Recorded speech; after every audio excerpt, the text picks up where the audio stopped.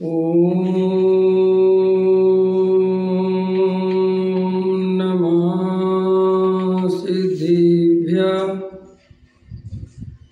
ओम नमः सिद्धिभ्यः। ओम नमः सिद्धिभ्यः। नमः समय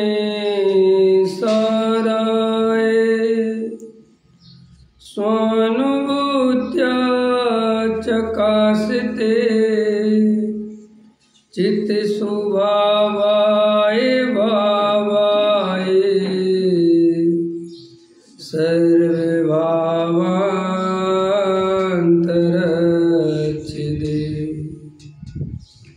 अनंत धर्मणस्तत्वं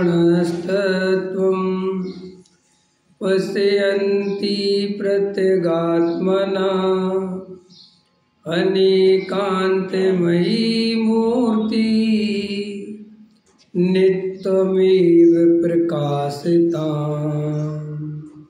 वन्दे तो सब सिद्धे दुवय अचल मनोभवं गतिं पत्ते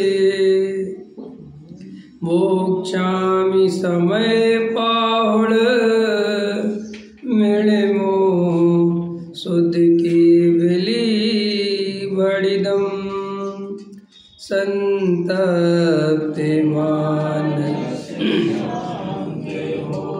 जिनके गुणों के वे वर्धमान महान जिन विचरे हमारे। आचार्य कुंद कुंद देव द्वारा विरचित समय सार परमागम विराजमान है। यह समय सार शुद्धात्मा को बताने वाला, जिस शुद्धात्मा के आश्रय से सम्यक दर्शन, सम्यक ज्ञान, सम्यक चारित्र की प्राप्ति होती है, जो साक्षात मोक्ष का मार्ग है, ऐसे उस आत्मा को दर्शाने में समर्थ अशरीरी होने का यह ग्रंथ है। आचार्य कुंद कुंद देव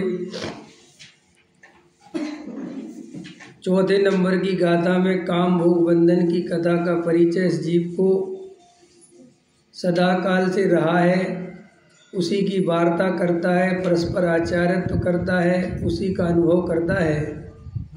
हम सब ने एकत्र भक्त भगवान आत्मा की बात ना तो विशेष परिचय किया, ना कभी उसको अनुभव में लिया। यही हमारे अनंत संसार का कारण है।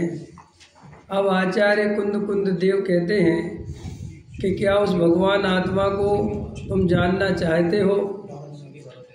तो 5वें नंबर की गाथा में तम यत्तम बृहत्तम दायम अपड़ो सभी अवेड़ है यदि दायज प्रमाणम चुकेज छलम ना घेतव्यम।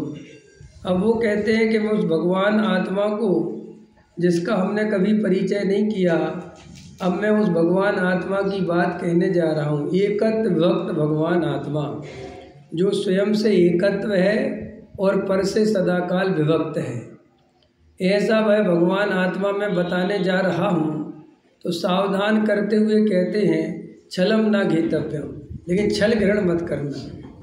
आखिर कुंद कुंद भगवान को भी ये बात लगी कि ये जो मैं भगवान आत्मा की बात बताने जा रहा हूँ, ये जो मैं वहाँ आगे 6वें नंबर की गाथा में कहूँगा, तो ये जीव छल ग्रहण ना कर ले।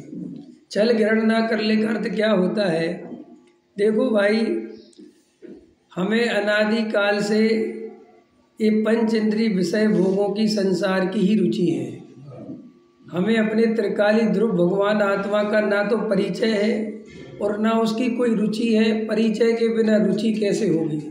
हमने हमारे अंदर सिर्फ एक ही बात चलती है 24 घंटे कि हम सुखी कैसे हों।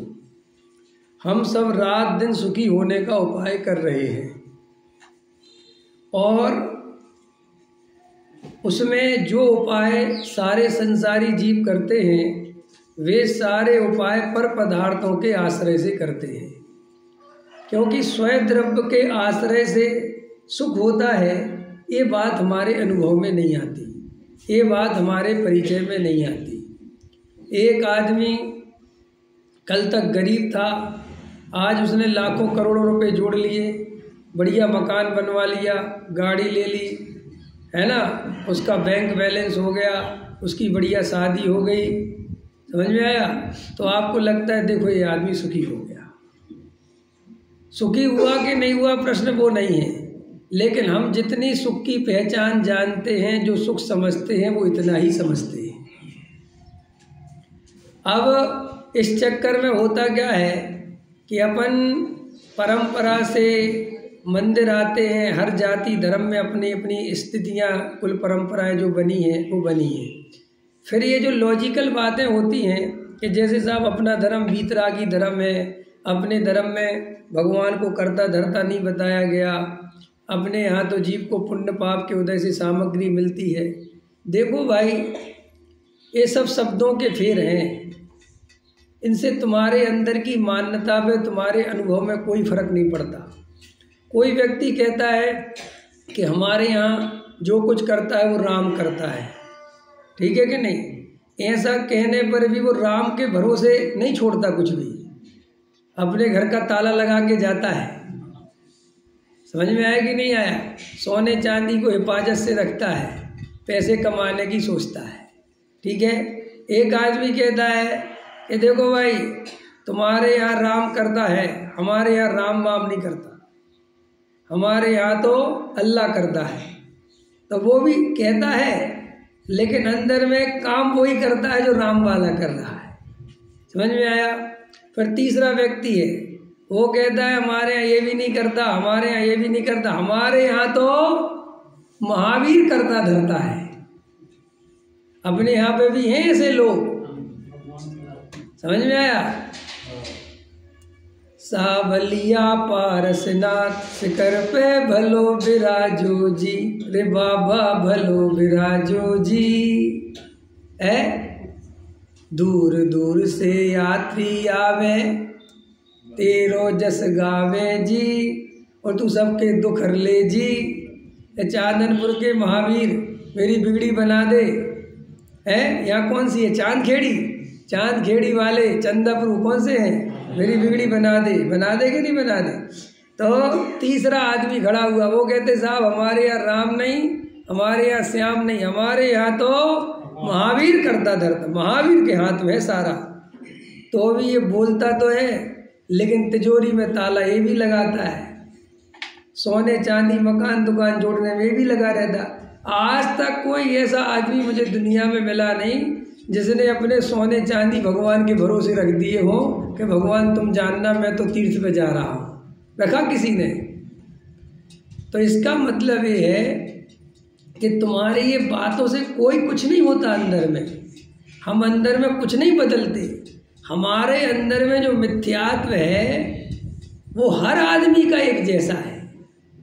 ये जो हम शिक्षाएं ले लेते हैं कि साहब वहाँ ईश्वर को कर्ता मानते हैं, सांख्यमती ऐसा मानते हैं, बौद्धमती ऐसा मानते हैं, नैयायिक ऐसा मानते हैं, जैन दर्शन वाले ऐसा मानते हैं, योग मीमांसक ऐसा मानते हैं, वेदांती ऐसा मानते हैं, हिंदू ऐसा मानते हैं। भैया ये सब तुम्हारी पढ़ाई लिखाई जो होती है, जिस कुल पंथ संप्रदाय में जन्मते हो, ये तो मान्यताएं वो हैं। ये गीत मिथ्या जो यहीं आके सीखा है, और इस गीत मिथ्यात्व की कोई वैल्यू नहीं है। अभी अपन यहाँ से पर्याय बदल जाएगी, ढोर हो जाएंगे, तिरंज गति में चले जाएंगे तो सारे धर्म छोड़ देंगे। फिर हम न जैन रह जाएंगे, न श्वेतांबर रह जाएंगे, न दिगंबर रह जाएंगे। कुछ रह जाओगे?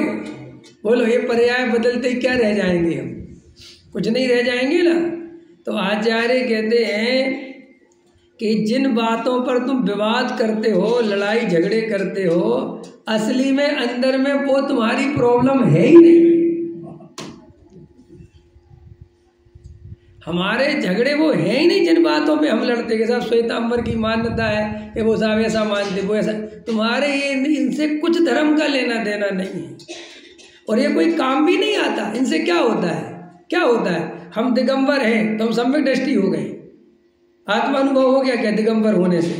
चाहे दिगंबर हो, चाहे श्वेतांबर हो, चाहे कोई भी मत वाले हो, आत्मा का अनुभव तो सबको ही करना पड़ेगा अगर धर्म करना है तो। ये जो मान्यताएं हैं ये पंथ संप्रदाय से निर्मित हो जाती हैं और ये हर समय बदलती भी रहती हैं। पहले अपन की पूजन करने की स्टाइल अलग थी, आज अपन की स्टाइल अलग है, आगे और बदल जाएगी। उसमें क्या दम है? ये तो अपडेट होते रहते हैं। इनसे धर्म का कोई संबंध नहीं है, जिन्हें अपन बहुत बड़ी चीज मानते हैं। मैं ये कहना चाहता हूँ, जिन बातों से तुम अपने को बहुत होशियार समझते हो कि हमारे धर्म में तो ये मानते हैं, आचार्य कहते धर्म में क्या मानते हैं छोड़ो, तुम्हारा अनुभव क्या है तुम ये बताओ। ठीक है। फिर चौथे प्रकार का व्यक्ति है, उसने कहा ए भाई तुम तो गृहीत मिथ्या दृष्टि हो, जो महावीर को करता धरता मानते हो। जैन धर्म में तो भगवान वीतरागी होते हैं, समझ में? यहाँ कोई करता धरता नहीं है। अच्छा तो आप क्या मानते हो भाई साहब? हम ये मानते हैं कि कर्म के कारण सब कुछ होता है। काहे के कारण होता है? कर्म के कारण। हमारे यहाँ भगवान कुछ नहीं करता, तो तुम्हारे यहाँ कौन करता है? बोले कर्म। कर्म हंसावे, कर्म रोलावे, कर्म जलावे, समझ में आया? कर्म जियावे, सब कर्म करता है। तो हमारे यहाँ कौन करता धरता हो गया? कर्म हो गया। ठीक है कि नहीं? तो आपने कर्म के भरोसे कुछ छोड़ा, अपनी दुकान का ताला लगाना छोड़ा कि भाई पाप का उदय आएगा तो चोरी होगी, पुण्य का उदय होगा तो नहीं होगी। लेकिन नहीं, हमने ताला लगाना नहीं छोड़ा, क्योंकि अंदर से हमें भी कोई पुण्य पाप पे भरोसा नहीं है। हम बोलते तो हैं, जैसे वो बोलता है कि राम की पर्ची के बिना पत्ता नहीं हिलता, लेकिन वो भी जानता है अंदर से ताला लगाओ, चोरों का कोई भरोसा नहीं है। बोलते तो हैं हम कि साहब कर्म ही सब कुछ करते हैं, लेकिन अंदर से हमें कर्म पर भी प्रॉपर भरोसा नहीं है। फिर भरोसा है किस पे? भरोसा है अपने कर्तृत्व पे, अपनी बुद्धि पे, कि हम दिमाग लगाएंगे, समझ में आया? बड़ा कंपनी का ताला लगाएंगे तो बच जाएंगे। और अपन अपनी तरफ से सारा प्रयास करते हैं। फिर आप कहोगे कि सारा प्रयास करते हैं, लेकिन अंदर से हम ये तो मानते ही हैं ना कि साहब ताला टूटना होगा तो टूट ही जाएगा। भाई साहब वो मानना मजबूरी है। वो मानना इसलिए मजबूरी है कि हमारे सामने अनुभव में ये भी आता है कि ताला लगाने के बाद भी ताला टूट गया। समझ में आया कि नहीं आया? हमने बचाने की बहुत कोशिश करी, फिर भी मर गया, तो वो तो हमारी मजबूरी बन जाता है वो मानना। अंदर से तो हम अपनी पूरी ताकत लगाते हैं, और वो जो हम अंदर से पूरी ताकत लगाते हैं उसी का नाम मिथ्या दर्शन है। क्योंकि हमारे अंदर जितनी पावर है वो तो हम अपनी ताकत लगा ही देते हैं जो कुछ कर सकते हैं। फिर जब कुछ नहीं होता हमारे अनुसार तो फिर भगवान पे थोप दो, क्रमबद्ध पे थोप दो, कर्म पे थोप दो, जो होना है सो वो निश्चित है। भाई साहब ये बात करने के पहले सोचनी थी। क्रमबद्ध इसलिए नहीं पढ़ाया कि अपने मन की करते रहो, और जहाँ अनुकूल परिणमन नहीं हो वहाँ क्रमबद्ध के नाम पे मर दो और फिर घूमो। ये क्रमबद्ध पर्याय का सिद्धांत ये नहीं है। इतनी गहराई से अपन जैन धर्म पढ़ते नहीं है। अपन को लगता है, मुमुक्षुओं को बहुत लगता है कि मुमुक्षु बहुत वैज्ञानिक हो गए हैं, बहुत स्वाध्याय करते हैं, इनके अंदर कोई परंपरा नहीं है, कोई पंथ संप्रदाय बात नहीं है, ये तो सत्य के प्यास है, ये तो सत्य पे चले। सब कुछ नहीं है, ये सब ढकोसले हैं। तुम अपने अंदर देखोगे तो हमारे अंदर भी वही पंथ संप्रदाय घुसा हुआ है। हमने भी अपनी बाउंड्री बना ली है, हमने भी अपने नियम कर्तव्य बना लिए हैं, और उनके खिलाफ कोई कुछ बोले तो आग लग जाती है। तो वो आग लगने ही तो बताता है कि पंथ संप्रदाय घुस गया। नहीं समझ में आया? अरे भाई, अंतरंग में हर आदमी अपने को चतुर मानता है। कौन है ऐसा जो अपने को मूर्ख मानने को तैयार है? मूर्ख से मूर्ख कहता है भाई साहब मैं बहुत चतुर हूं, कि नहीं तुम बहुत मूर्ख हो। अरे वो तो मैं दुनिया के लिए मूर्ख बना रहता हूं, अंदर से मैं चतुर हूं। मूर्ख भी अपने को मूर्ख नहीं मानता। आपको क्या लगता है कि हम अपने धर्म को सबसे बढ़िया, हमारे पास सर्वोत्कृष्ट धर्म है? ऐसा हमें नहीं, सारी दुनिया को लगता है। जो जिस धर्म में रहता है उसको ही वो सर्वोत्कृष्ट लगता है। क्यों लगता है? क्योंकि हमारे अंदर एक अहंकार है, और अहंकार में हम जिस गुरु को माने वो ही सबसे बड़ा गुरु। हम जिस मंदिर में जाएं सबसे अच्छा मंदिर वो ही। हम जो शास्त्र पढ़ें सबसे बढ़िया शास्त्र वो ही। हम जो क्रिया करें वो क्रिया बढ़िया, और वही क्रिया दूसरा करे तो अज्ञानी। तो ये सब होता क्यों है? क्योंकि मनुष्य अपने को हर जगह आगे देखना चाहता है, उसके अंदर मान कसाय है। ये जो मान कसाय हमारे अंदर नहीं होती तो जो मुमुक्षु मंडल टूटते फिर रहे हैं, आपस में झगड़े हो जाते हैं। इसका कारण क्या है? इतना बढ़िया माल, इतनी बढ़िया बात चली, फिर भी इतनी विकृतियां क्यों आ गई? अभी मैंने कोटा में बोला था ना, इतनी विकृतियां क्यों आ गई? जब अपन को पूज्य गुरुदेव श्री का इतना निर्मल तत्व ज्ञान प्राप्त हुआ और अपन ने इतनी वीतरागता को समझा, अपन ने एक एक समय की पर्याय की स्वतंत्रता की बात समझी कि एक एक समय की पर्याय स्वतंत्र है, कोई किसी का कर्ता धर्ता नहीं है। ये रुपया पैसा मकान दुकान धूल है, इनमें कोई धर्म नहीं है। दया दान पूजा भक्ति बंध के कारण है, तीर्थंकर प्रकृति भी बंध का कारण है। जब ऐसी सर्वोत्कृष्ट बात हमने सुनी तो प्रश्न है कि हमारे अंदर कालांतर में ये विकृतियां क्यों बढ़ रही हैं? इसका कारण ये है कि बात तो हमारी उत्कृष्ट है लेकिन अनुभव के तल पर जीरो है। इसलिए हम रटने तोता तो बन गए, हमने पंथ संप्रदाय तो बना लिया, लेकिन आत्मानुभव के नाम पर, सरलता के नाम पर, साहृदयता के नाम पर, वात्सल्य के नाम पर वो सब चीजें गायब होती चली आ रही है। और फिर तेरा मंदिर मेरा मंदिर, तेरा पंडित मेरा पंडित, तेरी प्रतिमा मेरी प्रतिमा, तेरा शास्त्र मेरा शास्त्र। समझ में आया? हम तो नहीं पंडित जी की सुनते, हम तो किसी की नहीं सुनते। इतना हल्ला क्यों मचा रहे? चुपचाप सुनो ना। इतना दुनिया में हल्ला क्यों मचाते हो? ये हल्ला भी तुम मचाते हो, उसका भी कारण अंदर अहंकार है, कसाय है।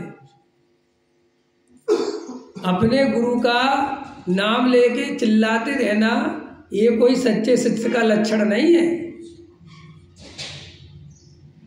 तुम इतना क्यों चिल्लाते हो तख्ती लेके हमारे गुरु है? क्यों? क्या? कौन पूछ रहा है तुमसे तुम्हारे गुरु कौन है?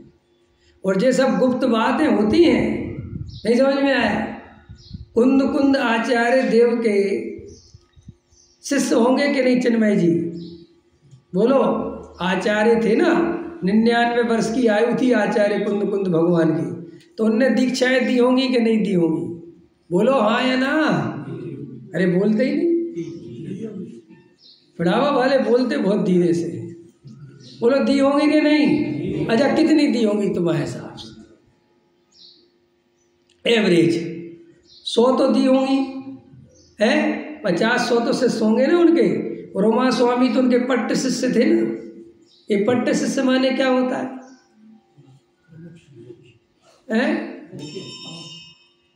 क्या होता है?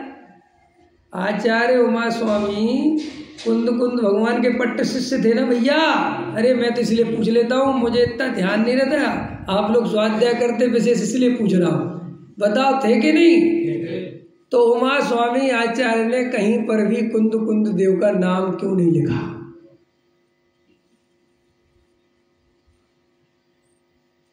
उनकी महिमा में 2-4 पेज क्यों नहीं लिखे? तो फिर सच्चे शिष्य नहीं होंगे उनके? क्यों? क्या कहना चाहते हो? दो जवाब दो। लोग कहते नहीं नहीं, गुरु की महिमा करनी चाहिए, गुरु का नाम नहीं छिपाना चाहिए। कितने आचार्यों ने अपने गुरु का नाम लिखा? बोलो। कितने कितने कितने मुनिराजों ने अपने आचार्य की महिमा गाई। कौन से शास्त्र मुनिराजों की प्रशंसा में भरे पड़े, लेके आओ मेरे साथ। आजकल की बात नहीं कर रहा मैं ना, आजकल की तो पूछो ही मत जो स्थिति होती है। मैं तो तुमसे इतिहास उठाकर देखो, इतनी आचार्य परंपरा हुई, एक आचार्य ने अपने गुरु की, उनकी परंपरा कोई बात ही नहीं करी, केवल एक वीतरागता की बात करी। क्यों करी, ऐसा क्यों किया, मेरा प्रश्न है। आखिर उमा स्वामी कुंद भगवान की बहुत प्रशंसा लिख जाते 2-4-10 पेज में, क्या दिक्कत थी।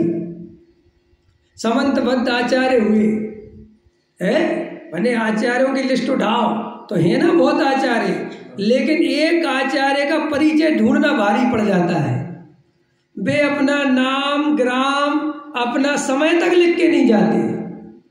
इतिहासकारों को जैन आचार्यों का समय निकालने में पसीना आ जाता है कि कौन से समय के आचार्य। इस सर्वोत्कृष्ट उदाहरण है इस दुनिया के लिए कि दिगंबर संत सदा काल वीतरागी हुए हैं। उनने जगत को अपना परिचय देना तक स्वीकार नहीं किया। ऐसी है जैन दर्शन की वीतरागता। समझ में आया। जैन दर्शन में आचार्य अपना परिचय तक नहीं लिखते कि हम हैं कौन, और उस भगवान आत्मा के गीत गाकर, उस शुद्धात्मा के गीत गाकर, वीतरागता के गीत गाकर ऐसे ग्रंथों की रचना करते हैं जिस पे हजारों PhD कम पड़ जाएं। और हमारी परिणति कैसी है, हम 4 लाइनें लिख दें, वे भी उल जलूल कोई काम की नहीं। समझ में आया। कहीं का ईंट कहीं का रोड़ा जोड़ जाड़ के बना दी, और नीचे विवेक शास्त्री, सागर वाले, वर्तमान में दिल्ली वाले, और रात को 2:10 पे लिखी। समझ में आया। सन 2003 में लिखी, जनवरी के महीने में लिखी। कितनी लाइनों के लिए, वे जितनी लाइनें नहीं उससे ज़्यादा तो अपना परिचय लिख दिया। और देखो ये दिगंबर संत समय सार जैसे महान ग्रंथ, प्रवचन सार जैसे महान ग्रंथ, पंचास्ती का अष्टपौढ़ जैसे शासन, हो मुनियों के ऐसा स्वरूप बताने वाले ग्रंथ, 84 पौढ़ लिखे, 12 सड़ु व्याख्या लिखी, लेकिन कहीं कुंद भगवान ने अपना नाम तक नहीं लिखा। उमा स्वामी आचार्य का तत्वार सूत्र की महिमा इतनी है सारे जगत में कि जैसे हिंदुओं में गीता का, मुसलमानों में कुरान का, ऐसे ही जैनियों और क्या क्रिश्चियन में बाइबल का, ऐसे ही जैनियों में तत्वार सूत्र का महत्व है।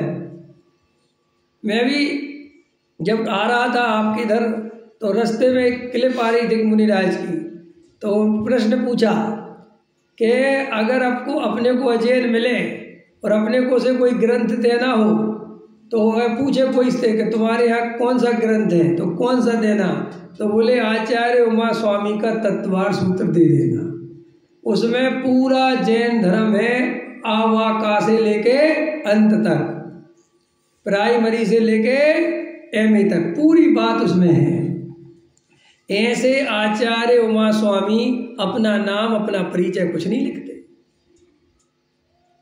तो मैं ये बात क्यों समझा रहा हूँ, ये बात मैं इसलिए समझा रहा हूँ, जो आज हम लोग गुरुओं के नाम पर लड़ते हैं, जो आज ये व्यक्तिवाद जैन समाज पे हावी हो रहा है, ये जैन समाज के लिए बहुत नुकसानदायक है। ये वीतरागता को बहुत हानि पहुँचाने वाला है। हमारे पूर्वजों ने, आचार्य भगवंतों ने, मुनिराजों ने, श्रावकों ने, खाली मुनिराजों की बात नहीं है, श्रावकों ने भी एक वीतरागता को सर्वोत्कृष्ट रखा, एक वीतरागता को सबसे ऊपर रखा, व्यक्ति को ऊपर नहीं रखा। ये दिगंबर परंपरा में व्यक्तिवाद है ही नहीं। लेकिन चूंकि वर्तमान में स्वाध्याय अंतरंग वाला है नहीं, अंतर मन में वैसी शुद्धि विशुद्धि है नहीं, वीतरागता का ज्ञान उतना है नहीं। और आजकल यूट्यूब की दुनिया आ गई है, सोशल मीडिया आ गया है, संचार के साधन बहुत ज़्यादा बढ़ चुके हैं। तो अब ये व्यक्तिवाद हावी होने से बच नहीं सकता। सबने अपने अपने गुरु बना लिए, नहीं समझ में आया। मुनिराजों में भेद हो गए हैं, किसी मुनिराज के 50 शिष्य, किसी के 100, किसी के 1000 शिष्य, किसी के कोई शिष्य को, और वे एक दूसरे को स्वीकार करने को तैयार नहीं है। एक साधु दूसरे साधु को नमस्कार करने को तैयार नहीं है, वे कह रहे हम नहीं करेंगे, हम तो अपने ही साधु को नमस्कार। तो ये सब वीतरागी धर्म में नहीं होना चाहिए जो आज के समय में हो रहा है। ये सब विकृतियां क्यों बढ़ रही हैं? क्योंकि हमें धर्म से ज्यादा मान कसाय से प्रेम हो गया है। क्या कह रहा हूं मैं? हमें वर्तमान में जो ये विकृतियां बढ़ रही हैं, चाहे पंडित हो, चाहे महाराज हो, चाहे समाज हो, चाहे श्रेष्ठी वर्ग हो, ये विकृतियां बढ़ने का कारण केवल और केवल अहंकार और मान कसाय है। अब हम लोग ऐसे हैं कि भगवान का नाम बोला जाए चाहे नहीं बोला जाए, सेठ जी का नाम बोलना जरूरी हो गया है। अब ऐसे हो गए हैं कि भगवान का नाम बाद में ले लेंगे, पहले मुनिराज की जय जय होना चाहिए, व्यक्तिवाद। हमारे यहाँ पे भी ऐसे ऐसे लोग हो गए हैं, समझ में आया, कि भगवान को बाद में नमस्कार करेंगे, पहले तो हम, समझ में आया, क्योंकि हमें तो साफ। अरे ठीक है, किसी व्यक्ति का औदिक भाव हो सकता है, लेकिन औदिक भावों की नकल करना जैन दर्शन नहीं है। क्या कहा मैंने? औदिक भाव समझते हो ना आप लोग? आपको पता है जैन दर्शन में हमने आदर्श के रूप में अशरीरी सिद्ध भगवान क्यों चुने? हमने सब 14 गुण स्थान वाले सम्यक दृष्टि, पंचम गुण स्थान वाले वृत्ति श्रावक, दिगंबर मुनिराज क्यों नहीं चुने? सोचो भाई, विचार करो। हम गुरुदेव को अपना आदर्श बना ले तो क्या दिक्कत है? भूल के नहीं बनाना। कितनी खतरनाक बात बोल रहे कि नहीं? थोड़ी पचा लेना तुम लोग, डरना मत, और डर जाओगे तो वो तुम जानना। सत्य सुनने की हिम्मत रखो। अगर सत्य सुन नहीं सकते तो सत्य पर कभी चल ही नहीं पाओगे। समझ में आया? सत्य बिल्कुल सुनने को तैयार रहा करो, कहा करो बिल्कुल, आप तो उखाड़ के फेंक दो। बीमारी कभी भी रखने लायक, दोष कभी भी रखने लायक, उल्टी मान्यता कभी भी रखने लायक, हटाओ, फेंक दो। डॉक्टर के पास जाओ तो डॉक्टर कहे जड़ से इलाज करूं कि ऊपर ऊपर करूं, तो क्या कहोगे? तो ये जो कोई भी दुनिया में 14 गुण स्थान वाले हैं, 5वें गुण स्थान वाले हैं, मुनिराज हैं, जो श्री गुरु कहते हैं, आदर्श इसलिए नहीं बनाना चाहिए कि सब जीवों के जो भी पूरी तरह वीतरागी नहीं हुए हैं उनके औदिक भाव अलग अलग पाए जाते हैं। क्या पाए जाते हैं? औदिक भाव अलग अलग पाए जाते हैं। जैसे हम स्मारक से मान के चलो शास्त्री बन के निकलते तो सारे एक से थोड़ी होते हैं। कोई शास्त्री का औदिक भाव अलग, किसी का औदिक भाव अलग, कोई बढ़िया प्रधानाचार्य बन जाता है, कोई प्रवचनकार बन जाता है, कोई कुछ नहीं बनता, दुकानदार बन जाता है, कोई जो है तुम्हारा नौकरी पेशा में चला जाता है, कोई 5 साल पढ़ने के बाद स्वाध्याय छोड़ देता है। तो शास्त्री को कैसे आदर्श बनाओगे? नहीं समझ में आया भाई? अब जैसे मान के चलो गुरुदेव हैं, वो गुजरात में जन्मे, उनका द्रव्य क्षेत्र काल भाव अलग है, उनके उदाहरण अलग हैं, उनकी जीवन शैली अलग है। तुम अगर उनकी हर चीज़ की नकल करोगे तो गलती करोगे कि नहीं करोगे? क्योंकि हम थोड़े वैसे हैं। ये औदिक भाव माने प्रत्येक जीव की योग्यता अलग अलग होती है, तो उसके औदिक भाव भी कर्मोदय जन्य हैं और वे अलग अलग होते हैं।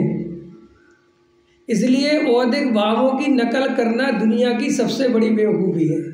एक आदमी बिना पंखे के बैठता है, ऐसे नहीं करता, वैसे नहीं करता, ऐसे चलता है, वैसे चलता है, अब तुम उसकी नकल करते हो कि ये धर्मात्मा है। जैन धर्म नकल करना नहीं सिखाता। जैन धर्म ये कहता है कि जब तक वो भाव तुम्हारे अंदर से ना आए तब तक तुम्हें किसी के नकल पर चलने की जरूरत नहीं है, क्योंकि नकल करोगे तो गलती करोगे। तो कई लोग ऐसे आदर्श बना लेते हैं कि हमारे ये आदर्श है। आदर्श कुछ नहीं होता, तुम्हारी और उनकी परिणति मैच नहीं करती। समझ में आया? सबके अब भरत जी का औदिक भाव अलग है और बाहुबली का अलग है। कितना अलग है कि बाहुबली जीत गए तो भी दीक्षा लेके चले गए, और भरत जी हार गए तो भी दीक्षा लेके नहीं गए। बोलो, नकल करी किसी ने? भरत जी के सामने पूरे घर के सदस्य दीक्षा लेके चले गए, भरत जी ने नकल करी? लेकिन अपन क्या करते हैं? पूरे टाइम नकल। अगर अपने घर में 3 लोग कुछ करने लगे तो चौथा अपने आप ही करने लगता है। तो ये जब अपन बेहोशी में कोई काम करते हैं, नकल से कोई काम करते हैं, तो बनती है परंपरा, तो बनता है पंथ, तो बनता है संप्रदाय। और जब जीव जागृत होके होश पूर्वक अपने अंतरंग के भावों की दशा देखते हुए कोई भी कार्य अपने जीवन में अपनाता है तो वो जागृति से हुआ कार्य है, और वो ही असली तत्व तक जीव को ले जाता है। तो मैं क्या समझा रहा था कि कुंद कुंद भगवान ने कहीं अपना परिचय नहीं लिखा। उमा स्वामी भगवान ने कभी कुंद कुंद भगवान के गीत नहीं गाए, तो क्या उनको गुरु की महिमा नहीं थी? भाई साहब, महिमा तो है, लेकिन जैन धर्म में गुरु और शिष्य का इतना ही व्यवहार है कि गुरु ने मोक्ष मार्ग बताया और शिष्य ने मोक्ष मार्ग अपनाया, बस हो गया गुरु को व्यवहार, बस। अब वहां पर बंधन नहीं है कि आपने मुझे बताया है तो मैं तो आपको छोड़ के कहीं नहीं जाऊंगा। देखो भाई, जैन धर्म वीरों का मार्ग है। अभी मैं सुबह गुरुदेव श्री का प्रवचन सुन रहा था, उसमें यही चर्चा आ रही थी कि जैन धर्म कायरों का मार्ग नहीं है, ये तो वीरों का मार्ग है। अजय बताओ, जैन धर्म वीरों का मार्ग क्यों है? बताओ आप किस कारण से जैन धर्म को वीरों का मार्ग मानते हैं?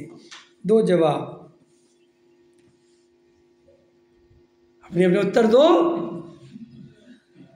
भाई। आपको लगता है ना जैन धर्म वीरों का मार्ग है, आप बड़े प्रसन्न हो जाते, सही बात है, कायरों का मार्ग नहीं है।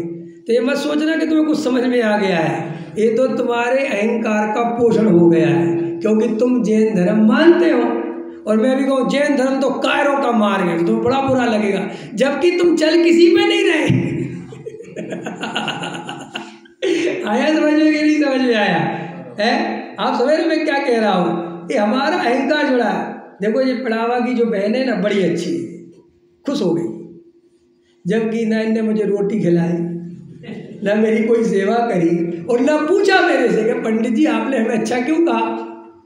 लेकिन जब हमें कोई अच्छा कह देता है हम प्रसन्न हो जाते हैं। एक भिखारी, चुटकुला याद आ गया, एक भिखारी एक घर में भीख मांगने गया, तो एक बहन ने दरवाज़ा खोला, तो उसने कहा बहन कुछ खाने को दे दो। तो उसने कहा शर्म नहीं आती, इतने हट्टे कट्टे हो के, बढ़िया जवान हो के भीख मांगते हो, अरे कुछ कमाओ, तुम तो कमा सकते हो। तो भिखारी ने कहा बात तो ठीक कह रही बहन, लेकिन बहन एक बात बताओ, मुझे तुम्हें देख के एक विचार आ रहा है, तुम इस घर में कर क्या रही हो? तुम तो हेमा मालिनी से भी ज़्यादा सुंदर दिखती हो, तुम्हें तो कोई फिल्मी स्टार होना चाहिए था। है रुक रुक मैं तुम्हें खाने लाती हूँ। समझ में आया कि नहीं आया? ऐसे अपने अहंकार का पोषण अपन करवाते रहते हैं, अपन को अता पता कुछ भी नहीं है। भाई साहब, बढ़ावा की जैन समाज जो है गजब का स्वाध्याय सुनती है। तुमने कोई आके नहीं पूछा कि साहब आपने किस बात से ये बात समझी, आपको ऐसा क्या लगा लेकिन मन प्रसन्न हो जाते हैं। और अगर मैं कह दूं पढ़ावा की समाज बिल्कुल बेकार है तो आपको बहुत बुरा लगता है, आपको तकलीफ होती है, अरे ये पंडित ही बेकार है, यहाँ तो एक से एक पंडित आके चले गए, सबने तो हमारी तारीफ करी, ये पता नहीं कौन है, ये क्या समझता है। देखो आया समझ में, आपको कुछ ख्याल में आ रहा मैं क्या कहना चाहता हूँ? मैं ये कहना चाहता हूँ कि हम अंतरंग में बिल्कुल सोए हुए हैं, हमें कुछ नहीं पता अंदर का कि हमारी स्थिति है क्या। किसी ने कहा जैन धर्म तो वीरों का मार्ग है, वंदे वीरम वंदे वीरम, काय का वीर काय का वंदे, कुछ अता पता है तेरे को? कह रहे क्यों भाई साहब, क्यों पता नहीं है? जैन धर्म वीतरागी धर्म है, इसलिए वीरों का धर्म है। यही कारण है, जैन धर्म वीतरागी धर्म इसलिए वीरों का धर्म है। अच्छा आप बताओ तो लीक सेट कर चले साहब, इसलिए वीरों का धर्म। और बताओ, वाह ये बात भैया, दुनिया में जितने धर्म हैं उसमें तुम धर्म दूसरों के भरोसे कर सकते हो, उसमें पूरा का पूरा धर्म भगवान के भरोसे है। भगवान ही वैकुंठ भेजे, भगवान ही नरक भेजे, भगवान ही स्वर्ग भेजे, भगवान ही सब कुछ करे। समझ में आया? और भगवान के भरोसे नैया डाल दो, नहीं समझ में आया? कभी वीर बन के कभी महावीर बन के चले आना, प्रभु जी चले आना। जैन धर्म वीरों का धर्म इसलिए है कि जैन धर्म ये कहता है तुम्हारी जिंदगी के लिए, तुम्हारे जीवन के लिए कोई दूसरा जिम्मेदार नहीं है, तुम्हारे जीवन में जो कुछ हो रहा है उसके जिम्मेदार केवल और केवल आप स्वयं हैं। जैन धर्म में पोपाबाई का राज नहीं है कि अपना दोष कर्म पे मर दो, अपना दोष भगवान पे मर दो, अपना दोष प्रकृति पे मर दो, नहीं। जैन धर्म कहता है हमारे साथ जो जो कुछ हो रहा है उसका मूल बीज, उसकी मूल जिम्मेदारी हमारी है। अगर वर्तमान में हमें ज्यादा ज्ञान नहीं है तो इसके लिए कोई भगवान और कर्म जिम्मेदार नहीं है। तूने पिछले जन्मों में ज्ञान की प्रार्थना करी है, इसलिए तेरे को ज्ञान नहीं है। अगर तू संसार में घूम रहा है तो अपनी रुचि से घूम रहा है, तुझे कोई क्रमबद्ध पर्याय नहीं घुमा रही, तुझे कोई भगवान नहीं घुमा रहा, तू अपनी रुचि से संसार में घूम रहा है। और आज अगर तू अपनी रुचि पलट, ये है वीरों का मार्ग, जहां अपनी जिंदगी अपने हाथ में है, जहां अपने फैसले खुद करने होते हैं। जब हमारा फैसला करने वाला दूसरा होता है तो हम मस्त होते हैं। जैसे अपन पिताजी छोटे होते हैं और पिताजी की उंगली पकड़ के चल रहे हैं, बच्चा अपना मस्त है, चाहे पिताजी जंगल में से ले जाए, चाहे पिताजी कहीं से, उसे पता ही नहीं, क्यों? पापा है ना, सब कुछ देखने वाले कौन है? पापा है ना। और जब पापा नहीं होते, देखो आपने देखा जब अपन खुद ड्राइविंग करते हैं तो एक बार में रास्ता याद हो जाता है, और जब ड्राइवर कोई और होता है और अपन बैठे होते हैं तो अपन को रास्ता याद ही नहीं होता। क्यों? क्योंकि अपनी जिम्मेदारी नहीं होती। जैन धर्म भगवान भरोसे का धर्म नहीं है। जैन धर्म कहता है मैं स्वयं भगवान हूँ, प्रत्येक जीव भगवान है।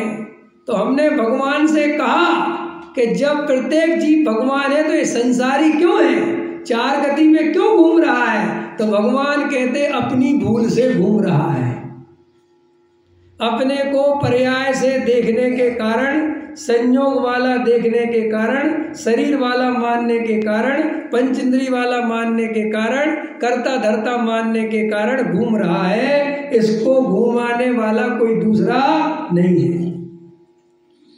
अगर हमें मिथ्या दर्शन है तो उसके लिए कोई दूसरा जिम्मेदार नहीं है, हम स्वयं हैं। अभी तक हमें सम्यक दर्शन नहीं हुआ तो ये पर्याय की योग्यता वियोग्यता पे मत छोड़ देना ना, फिर वही कान यहाँ से पकड़ो चाहे यहाँ से पकड़ो। मुमुक्षुओं से पूछो सम्यक दर्शन हुआ कि नहीं, कहते साहब पर्याय की योग्यता है, जब होना होगा पक्का है, ऐसे में हो जाएगा। तो फिर सिद्धांत गलत है। बोलो बेटा, क्या नाम तुम्हारा? श्रेयांश। बोलो बच्चा, तुम तो पढ़ते हो ना, भी शास्त्री पढ़ते हो ना, बताओ बच्चा, बोलो। सिद्धांत गलत नहीं है, हाँ, और उसने ठीक से नहीं समझकर अपने सुविधा अनुसार सिद्धांत। ये बहुत अच्छा। ऐसा क्यों किया? क्योंकि हमें जन्मों जन्मों से कसाय पोषण करने की आदत है। हम तो भगवान के सामने कसाय पोषण कर लेते हैं भाई साहब। अब बताओ, वीतरागी प्रतिमा में जीव कसाय का पोषण कर ले, ये आश्चर्य की बात है कि नहीं? कैसा प्रतिमा के सामने कैसे करता है? ये जो बड़ी वाली प्रतिमा है ना, ये हमारे बाबा जी ने दी थी।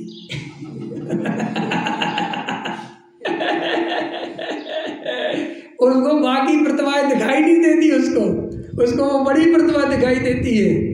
और कभी कभी तो ऐसा होता है, ये चौकी, अब तो थोड़ा अच्छा हो गया समय, पहले क्या होता था, गरीबी बहुत थी, तो जैसे मंदिर में एक चौकी थी ना दान में, तो उसमें 3 कोनों पे अपना नाम लिखवाता था, अपने बाप का, उसके बाप का, अपने बेटे का, समझ गया। और मंदिर में जाता था तो सबसे पहले उसी चौकी को देखता था, कोई ले तो नहीं गया, और उसी चौकी पे बैठ के पूजा करेगा। तो देखो, अब वो चौकी सिखा रही क्या ऐसे कसाय करना? वो क्या भगवान कह रहे क्या? अरे अंदर कसाय पोषण करने की आदत है, तो जहां भेजो, भगवान के सामने जाता है तो वहीं मांगने लग जाता है, दे दो भगवान, कुछ दे दो। हम जानते आप कुछ नहीं देते, फिर भी भक्त आपसे ले लेते। आया समझ में? तो इतना आसान नहीं है ये धर्म, बहुत कठिन है इस रूप में कि हमें छल ग्रहण करने की आदत पड़ी हुई है। और वो आचार्य कुंद भगवान ये बात बहुत अच्छे से जानते हैं, इसलिए कहते हैं कि भैया अब मैं जो बात कहने जा रहा हूँ, इस गायक भगवान आत्मा को दर्शाने जा रहा हूँ, छलम ना घेतब्बम, तुम छल ग्रहण मत कर लेना। कुंद जैसे आचार्य वीतरागी संत, उनको भी हमारी परिणति देखकर ये भाव आ गया कि ये कहीं छल ग्रहण ना कर ले। आया समझ में? कैसे छल ग्रहण कर ले कि मैं तो बस एक गायक भाव हूँ, सम्यक दर्शन को मेरा दर्शन करना हो तो करे, मुझे सम्यक दर्शन की कोई आवश्यकता नहीं है। आचार्य कहते हैं कि ये बात तो सर्वोत्कृष्ट है, लेकिन ऐसा ना हो, दुकान तो छोड़े नहीं, बच्चे तो छोड़े नहीं, मकान की चिंता तो छोड़े नहीं, और सम्यक दर्शन की चिंता छोड़ दे, क्योंकि अपन इसमें निपुण हैं। एक तो अपन को सम्यसन वैसे चाहिए नहीं, पहली बात। अच्छा, किस किस को चाहिए सम्यसन? हाथ उठाओ जल्दी। अरे लो, देख लो, किसी को नहीं चाहिए सम्यसन? क्या बात, पढ़ावा में हाथ कमजोर है क्या? अरे सम्यसन चाहिए बहन जी कि नहीं चाहिए? सबको मिल गया तो मुझे गलत बुलाया, गजब कर दिए। यहाँ सबको मिल गया और बताओ, मैं सबको दिए जा रहा हूँ, बताए जा रहा हूँ सम्यसन के बारे में है। अरे ये तो गलत बात है। सबको मिल गया क्या? सब हो गए सबकी टेस्टी? यह तो कहने से भी डर लगे। भैया एक द्रव्य को दूसरे द्रव्य का कर्ता तो नहीं मानते अब श्रद्धान में, निर्णय हो गया है, पक्की बात। चलो टेंशन फ्री।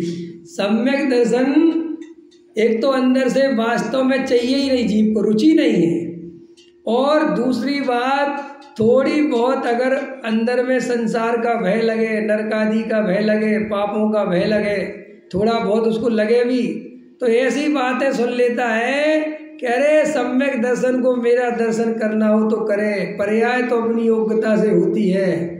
तो ये बातें वो कहाँ लगाता है? यहाँ, और वो दुकान में नहीं लगाता, स्त्री पुत्र आदि में नहीं लगाता, वहाँ तो पूरा मोह करता रहता है। और धर्म की बात कहो कि भैया तत्व विचार करो, तो कहता अपनी योग्यता से होगा, जब होना होगा। तो आचार्य कहते छल ग्रहण हो गया इसके। देखो भैया, अगर हमने क्रमबद्ध पर्याय सम्यक दर्शन की चिंता छोड़ के दुकान की चिंता चल रही है तो क्रमबद्ध पर्याय का छल ग्रहण हो गया। क्रमबद्ध पर्याय तो इसलिए समझाई थी कि तू सारे जगत का भार जो अपने सिर पर रख के बैठा है और तू निर्विकल्प आत्मा का अनुभव नहीं कर पाता, जो गहरे तत्व विचार करने की जगह तुझे दुकान के बार बार विचार आते हैं, उससे तेरा उपयोग हट जाए, तेरा कर्तृत्व निकल जाए और तेरे अंदर ये निर्णय हो जाए कि प्रत्येक द्रव्य का परिणमन स्वतंत्र है, तो ताकि तेरी कर्तृत्व बुद्धि छूटकर अपने स्वभाव की तरफ दृष्टि आ जाए, ज्ञायक पर दृष्टि चली जाए, आत्मानुभूति हो जाए, इसके लिए क्रमबद्ध पर्याय बताई है। दुकानदारी शांति से चलाओ, संसार के विषय भोगते रहो और वेद ज्ञान तत्व ज्ञान से दूर रहो, इसके लिए नहीं समझाई है। समझ में आया कि नहीं आया? एक एक सिद्धांत का गहराई से विचार करना, इसका प्रयोजन क्या है? क्या समझ में आया? एक द्रव्य दूसरे द्रव्य का कर्ता धर्ता नहीं है। ये बात जिन शासन में इतनी ताकत लगा के क्यों समझाई? अगर एक द्रव्य को दूसरे द्रव्य का कर्ता मानता रहे तो आत्मानुभूति में क्या दिक्कत है? बोलो कि भाई साहब, जब वो एक द्रव्य को दूसरे द्रव्य का कर्ता मानेगा तो वो शांत बैठेगा कैसे? समझ में आया कि नहीं आया? अरे एक द्रव्य को दूसरा द्रव्य का कर्ता मानता है तो साधु बन जाता है। क्या बन जाता है? साधु भी बन जाता है, तो अभी शांति से नहीं बैठ पाता। साधु बनकर भी आश्रम बनवाएगा, समाज का संचालन करवाएगा, ये करवाएगा, झगड़े करवाएगा, कुछ ना कुछ करवाएगा। उससे कहो कि तुम तो साधु महाराज हो, तुम कहाँ चक्रों में फंस रहे? तो कहता है मैं चक्रों में नहीं फंस रहा, मैं जिन शासन को बचा रहा हूं।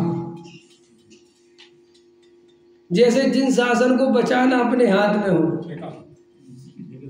समझे? अंदर क्यों? कि वो अंदर से कर्तृत्व नहीं गया, और जब अंदर से कर्तृत्व नहीं गया तो चाहे जितना त्याग व्रत ले ले, वो अंदर में शांति आने वाली नहीं है। और अगर गृहस्थ जीवन में भी हो और अंदर से कर्तृत्व चला गया तो वो गृहस्थ भी तुम्हें साधु के समान दिखाई देगा। अभी ढंग का गृहस्थ अगर तुम्हें देखने मिल जाए जो अच्छा स्वाध्यायी है, तो भाई साहब उसके जितनी क्षमता है वो मिथ्या दृष्टि साधु में दिखाई नहीं देती। जबकि वो मिथ्या दृष्टि साधु बन गया और ये सम्यक दृष्टि घर में रह रहा है, फिर कैसी हालत होती है? बनारसी दास जी चोरों को उठाओ तो माँ पूछती है एक बात बताओ, एक गठरी तुमने इसको उठवाई, 3 भाई थे ना, इसकी गठरी तुमने इसको उठवाई, तुम्हारी गठरी किसने उठवाई? कि माँ मेरी गठरी किसने उठवाई? बात तो सही कि वहां कोई था, ये तो मुझे याद है जिसने एक गठरी उठाई। बोले कौन था? बोले तो ध्यान नहीं। बोले किसके घर चोरी करी है? बोले पंडित बनारसी दास जी। अरे रे रे रे रे, तुम्हें और कोई घर नहीं मिला? वे बनारसी दास जी थे। वे देखो जिनकी सज्जनता चोरों के घर में भी प्रसिद्ध हो, ऐसे होते सम्यक दृष्टि जी। चोरों की माँ को पता है कि पंडित बनारसी दास जी के घर से उठा के लाए, तुम क्या आफत कर लाए, वापस रख के आओ। अरे बोले माँ तेरा दिमाग खराब है, वापस रखने जाएंगे तो पकड़े। बोले कुछ नहीं होगा, रख के आओ। और कहते कि वापस रखा है।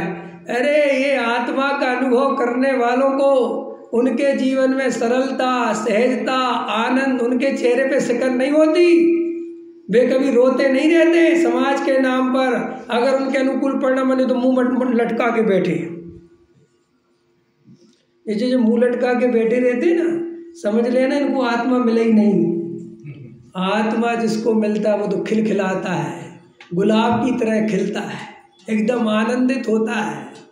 छोटे बड़े की भावना ही मान का आधार है?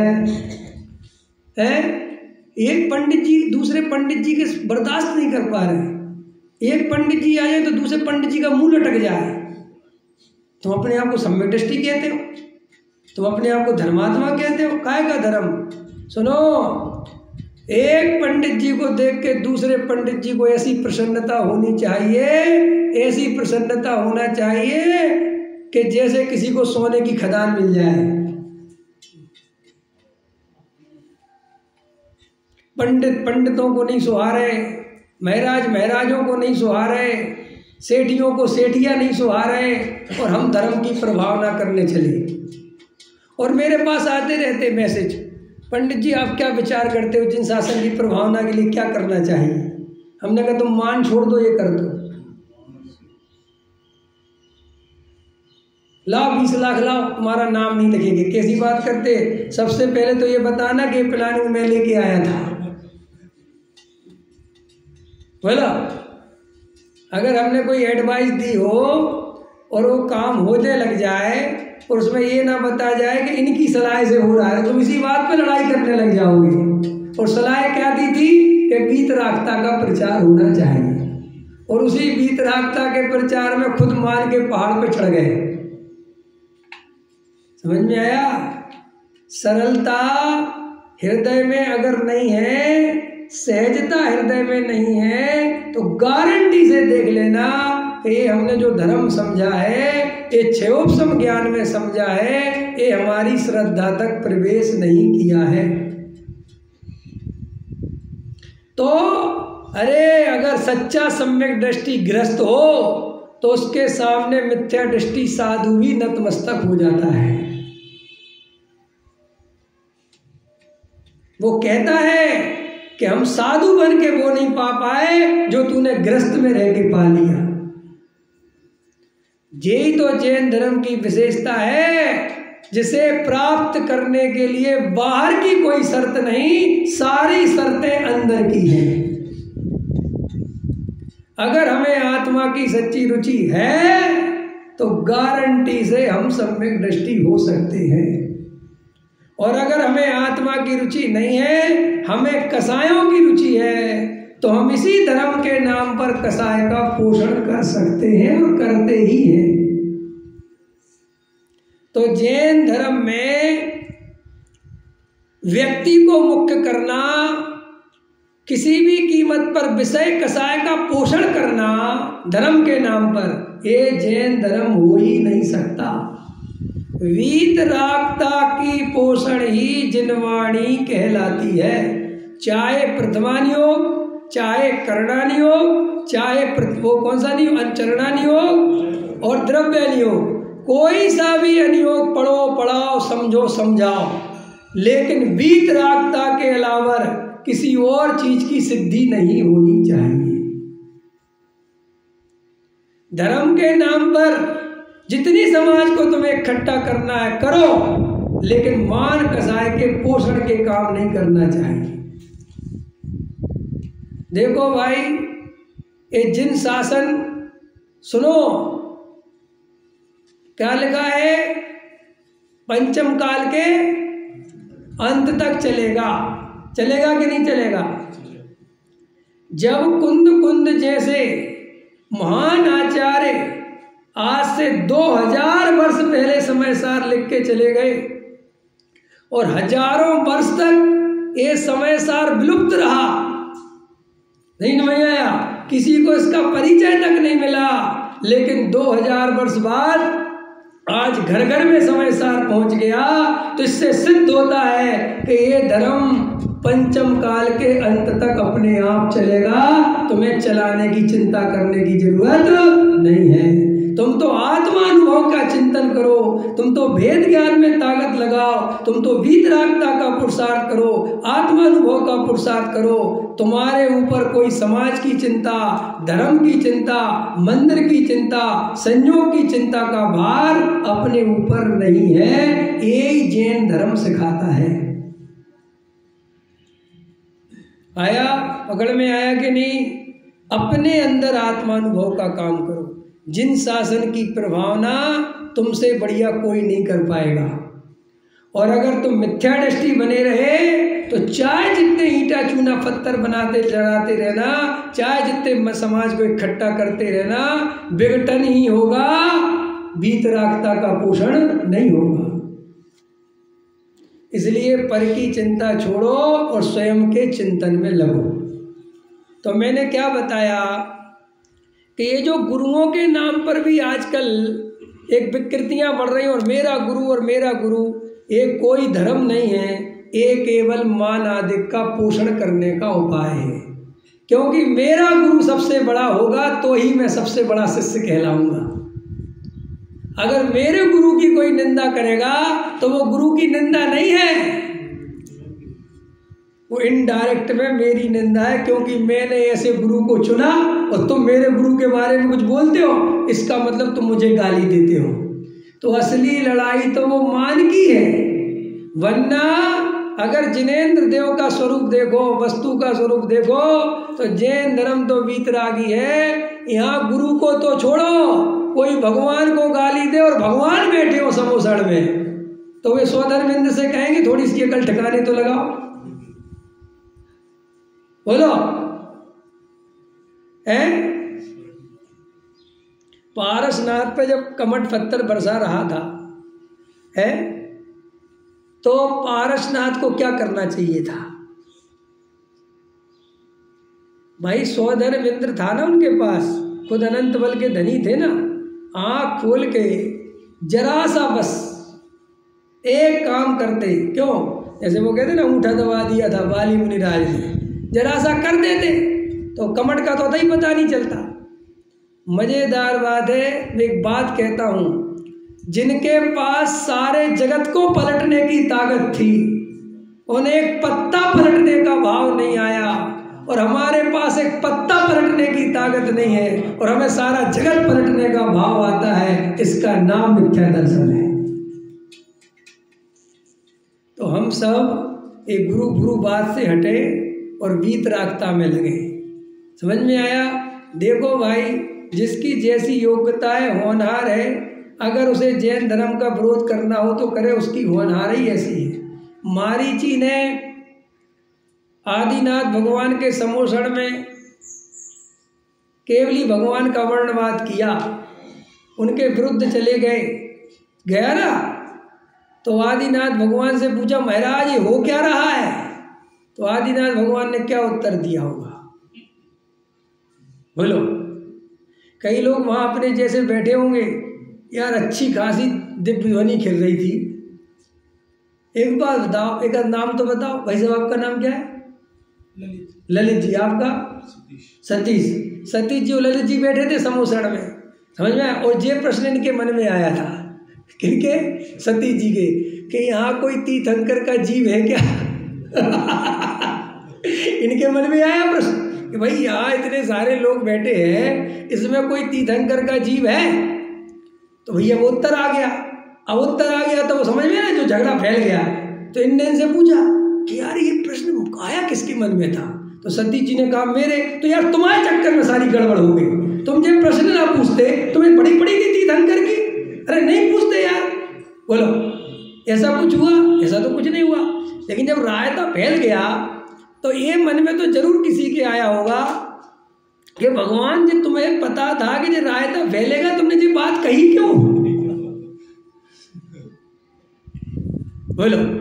ऐसे मोही तो ऐसी दृष्टि से सोचता है ना, वो तो, क्योंकि वो ये नहीं सोचता कि भगवान की दिव्य ध्वनि अपने आप कर रही, वो तो ये सोचता है कि भगवान बता रहे हैं। तो कई लोग ऐसे कहते कि काश आदिनाथ ये बात जब आगे की जान रहे थे कि ये मारीची अभी उपद्रव मचाएगा, तो नहीं बोलते ये बात, कहते नहीं अभी नहीं बताते, इसका जवाब नहीं देते। लेकिन जवाब दे दिया, झगड़ा फैल गया। अब झगड़ा फैल गया, मजेदार बात देखना, मुझे बड़ी ये कहानी इंटरेस्टिंग लगती है। झगड़ा फैल गया और उसने अपना अलग समोषण लगा दिया, और मजेदार बात है आदमी उसके पास चले गए। मतलब आप ये देखोगे मारीची कितना प्रभावशाली व्यक्ति रहा कि आदिनाथ को भी टक्कर दे दी उसने कहा कि ये कह रहे 24वां तीर्थंकर बनूंगा अभी तक तो मैं इनकी बहुत इज्जत कर रहा था कि चलो मेरे दादाजी हैं तो पहले तुम बन जाओ और दूसरा मैं बन जाऊंगा तुम्हारे जाने के बाद, ठीक है कि इतनी इज्जत तो मैं कर रहा था। लेकिन इनने समोसण में घनघोर बेइज्जती कर दी मेरी, 24वां बनूंगा, ये तो बिल्कुल बर्दाश्त नहीं हो सकता। क्या किया, समोसण से बाहर निकले और एक खुद ने अपना समोसण बना दिया। समझ में आया कि नहीं है? तो भाई साहब एक बार बताओ, जब 363 मत उसने चलाए तो वे 363 मत सुनने वाले मानने वाले जीव उसके पास गए होंगे कि नहीं गए होंगे? और बिल्कुल ऐसा कहते कि आमने सामने लगा दिया, बिल्कुल लो साहब, आपका इधर हमारा इधर। जैसे कभी अपन होता है ना, कसाय में मंदिर यहीं बनाऊंगा मैं भी, इसी गली में मंदिर बनेगा मेरा भी वो बन गया। और देखो चले गए सुनने वाले। तो देखो माने जो 1 घंटे पहले तक भगवान आदिनाथ की दिव्य ध्वनि सुन रहे थे, वो 1 घंटे बाद मारी जी का ज्ञान सुनने बैठ गए। ये है जगत का स्वरूप। इसलिए इस समाज की क्या चिंता करना, इन मोहियों की क्या चिंता करना, इनकी प्रशंसा से क्या खुश होना, इनका तो कोई दीन ईमान ही नहीं है। आज तुम्हें अपना गुरु बनाते हैं और तुम्हारे गीत गाते हैं, और कल तुम इनकी कसाय के खिलाफ बोल दो, जरा सा इनके अनुकूल नहीं बोलो तो ये तुम्हारी कल बुराई करेंगे, तुम्हारे गाली बकेंगे और नया गुरु तलाश करेंगे। ये सारा जगत तो ऐसा है।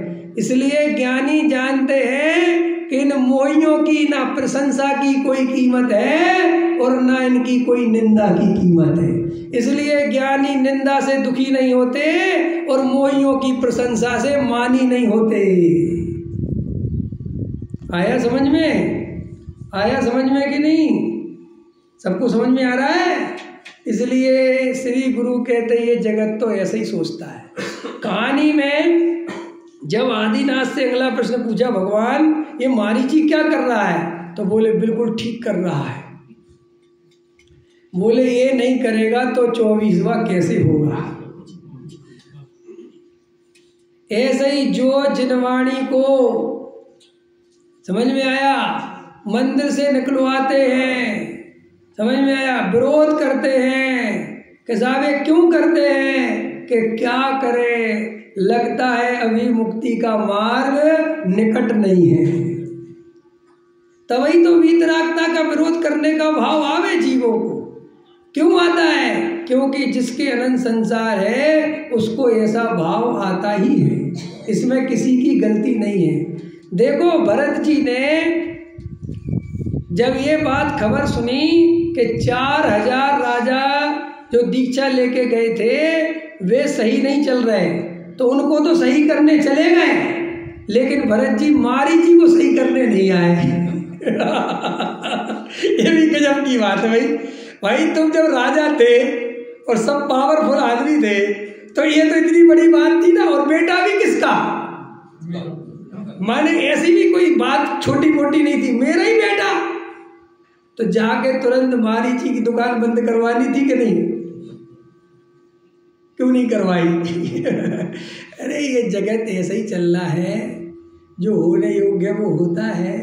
ज्ञानी को विकल्प आ भी जावे तो भी ज्ञानी उसे हे अकिंचित कर मानते हैं और उस विकल्प का निर्विकल्प वेदन से समन करते हैं, उससे भेद ज्ञान करते हैं, लेकिन उन विकल्पों के पीछे हाथ धोकर नहीं पड़ते। ऐसे ही जो यहाँ मोक्षु भाई आत्मार्थी भाई बैठे हैं, आपसे मेरा निवेदन है, अगर आपको कोई सामाजिक विकल्प कभी आ भी जावे तो भी उस विकल्प को ज़्यादा लंबाना मत, क्योंकि एक विकल्प के लिए ये भाव खराब करना कोई समझदारी। ये तो भाई राग देश के प्रसंग बनते रहते हैं, कसाएं होती रहती हैं, हम सब अभी राग देश में रचे पचे हैं, लेकिन इस समाज के विकल्पों में अपने भाव को मत खो देना। कोई हमारे गुरु को गाली देता है तो दो, उनकी होनहार योग्यता जानना और सबके प्रति क्षमा भाव धारण करना। कोई हमारी निंदा करता है तो करो, उनके प्रति क्षमा भाव धारण करना। लेकिन ये पंथ संप्रदाय, ये कसाई की आग में कम से कम धर्म के नाम पर तो मत जलना, क्योंकि हम घर गृहस्थी में पहले ही इतने जले हुए हैं। हम समझ गए नहीं समझे? उदाहरण के लिए समझ लो कि हम आग में यहां तक तो जले ही हुए हैं, गर्दन तक, ये बस चेहरा बचा हुआ है, वो भी वीतरागी भगवान की शरण में आ जाते हो तो इतना बचा हुआ है। अगर ये वीतरागी भगवान की शरण नहीं होती तो सारा जगत तो पूरा ही जल रहा है।